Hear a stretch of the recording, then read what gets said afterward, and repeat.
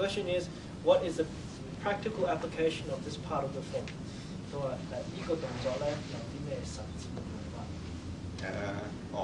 其實好多嘢都好簡單。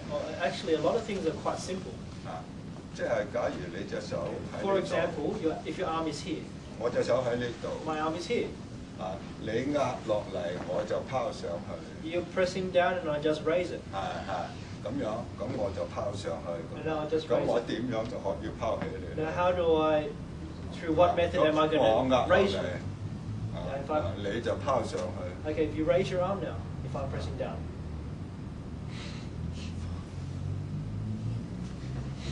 你壓落嚟。Okay, press down. 我拋上去。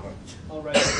咁即係話，又係一個用力技巧，好似頭先我做綁手變攤手，一個用力用到咧就係好大力量。即係我初解釋小念頭，最後小念頭一進入個念頭狀態就有好大力量。Okay, so like the Bonsal, the Tansal, it's a way of that teaches us how to use force. So if you can do the movement properly, if you understand it, then you'll be able to produce a large amount of force or a type of force. 咁即係話咧，我隻手如果我喺度，佢打我一錘，我縮翻嚟擋佢，好笨。So for example, if my arm is here and he's attacking me, and I draw my arm back, that's actually a very foolish way to deal with the problem.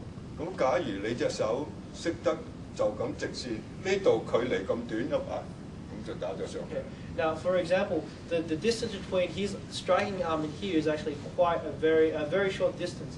So all I have to do is raise my arm and attack at the same time. 就係呢個縮短防守嘅距離。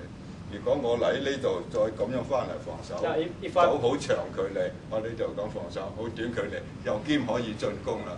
Yeah, so if I have to do it like in a conventional sense, I'd have to draw back to defend before I can attack again.